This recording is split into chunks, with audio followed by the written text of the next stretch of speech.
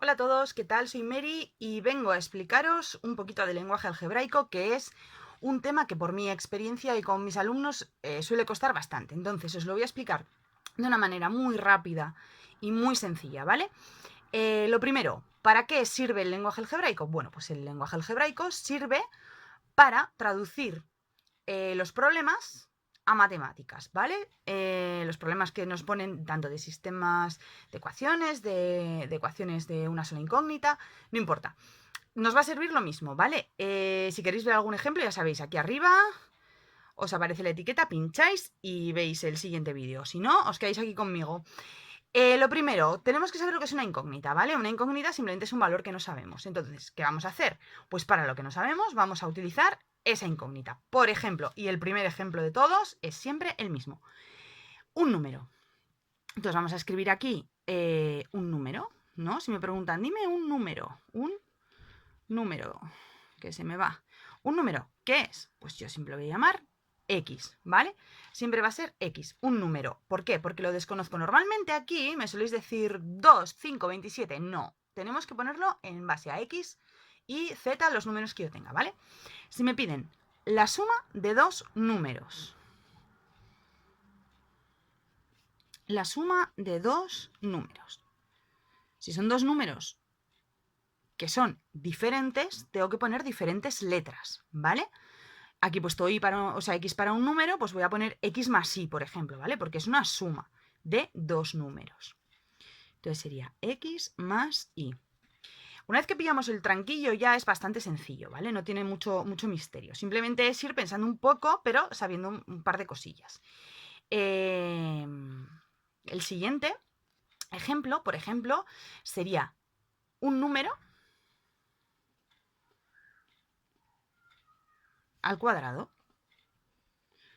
Pues si ya sabemos que un número es X, pues sabemos que el cuadrado es elevado a 2.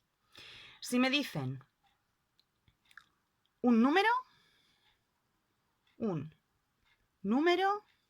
par. Un número par, si yo me paro a pensar, todos los números pares puedo dividirlos entre 2. Así que un número par lo escribiré como 2 por X, ¿vale? Que sería igual que el doble de un número. Si me dicen un número par o el doble de un número, lo pondría como 2X, ¿vale? ¿Esto por qué es lo del número par? Que esto es importante. Pues simplemente porque si yo hago, por ejemplo, 2 por 3 me da 6 y es un número par. Si hago 2 por 1 me da 2, que también es un número par. Si hago 2 por 5 me da 10, que también es un número par. Siempre que haga 2 por un número, me va a dar un número par. Si por el contrario me dicen impar, ¿vale? Un número impar, ¿qué tendré que hacer? Siempre lo que está delante y detrás de un número par es un número impar. Con lo cual, si yo hago 2x más 1 o 2x menos 1, cualquiera de los dos valdría, esto va a ser un número impar. Por ejemplo, si hago 2 por 1, 2 más 1, 3. Es impar. 2 por 1, 2 menos 1, 1. También es impar. Así que este me valdría. Si me dicen, por poner otro ejemplo, así un poco complicadete, la suma de un número y su consecutivo, un número sabemos que es X. La suma, me están diciendo, le pongo un más. ¿Y qué es el consecutivo de un número? El consecutivo de un número es el que le sigue. El consecutivo de 6 es 7. El consecutivo de 20 es 21. Entonces, ¿cuál sería? Pues más X más 1. Esto sería la suma de un número más su consecutivo. Si me pidieran, por ejemplo, la suma de los cuadrados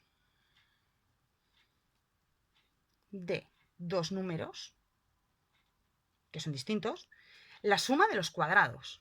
Esto es x al cuadrado y al cuadrado, porque son la suma de los cuadrados de dos números. y pongo la suma aquí en el medio. Si me pidieran, por el contrario, el cuadrado